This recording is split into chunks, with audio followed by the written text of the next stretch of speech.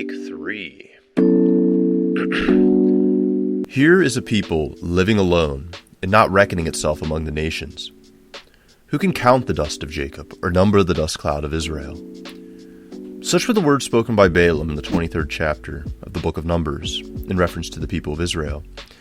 And such words constitute not just the self-conception of the Jews, as is reflected in their own scriptures, but also that of many diverse groups who have come into contact with the Jews over the millennia. The Jewish people since time immemorial have considered themselves to be a special people, a people set apart from the rest of the world by God.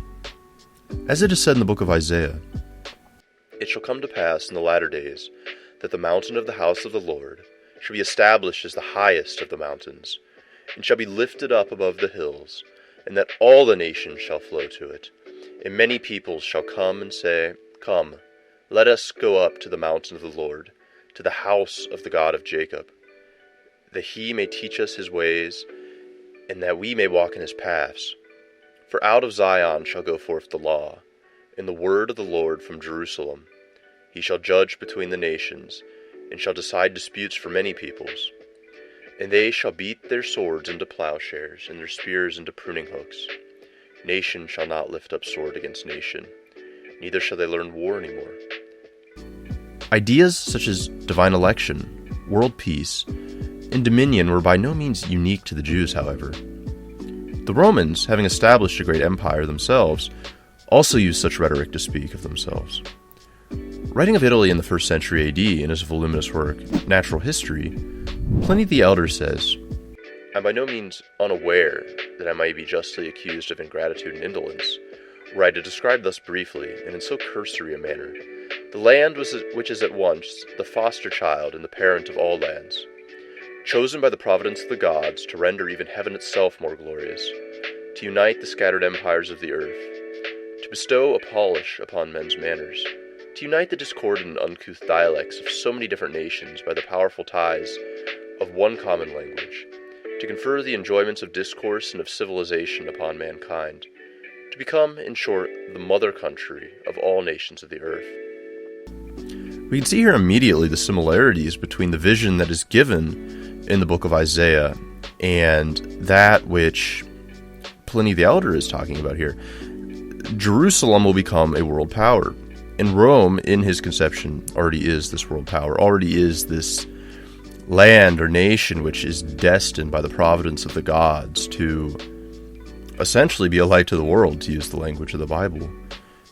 And sort of I don't know if globalism is a anachronistic term here, but a global power which is above all powers, which unites everything that is, disparate and discordant under this one rule,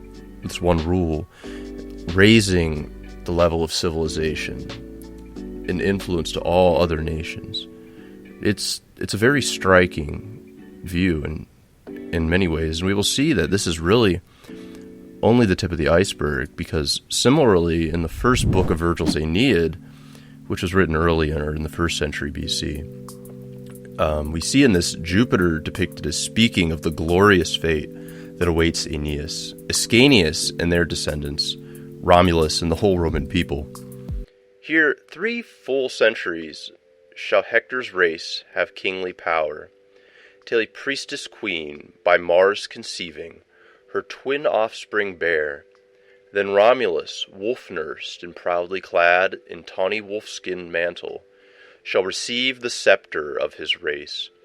He shall uprear, and on his Romans his own name bestow.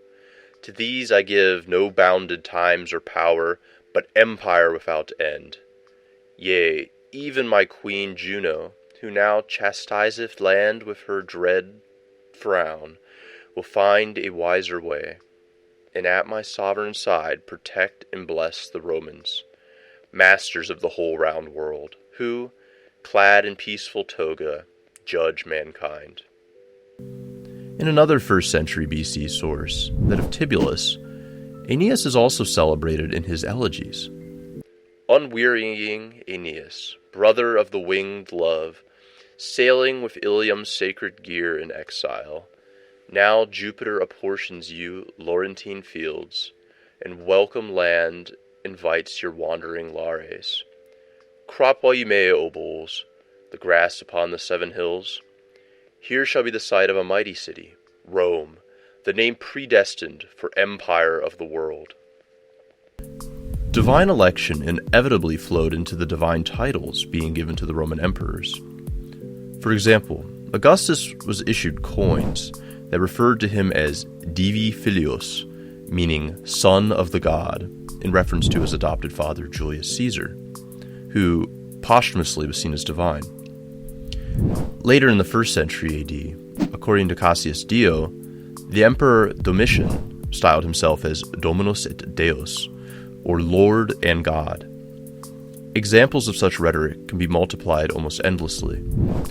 With the Romans, we see a sort of realized eschatology, where the great eternal empire of the Romans has already come and established peace, all according to the fate and the will of the gods. How much more striking is it then when we read the words we encountered earlier from the book of Isaiah? The positions of Rome and its imperial rhetoric of an eternal kingdom seem strikingly similar to that of the Jews, but it is also very different in some senses. Rome was already powerful and in possession of the empire when such things were being written, but Judah and Israel in the time of Isaiah were not, but were under siege from the Assyrians, the northern kingdom being destroyed and scattered. But at its root, the ideas put forth are the same.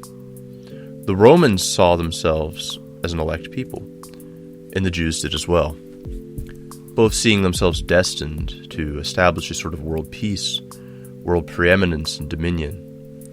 What differed was merely when, now in the present, or in the future.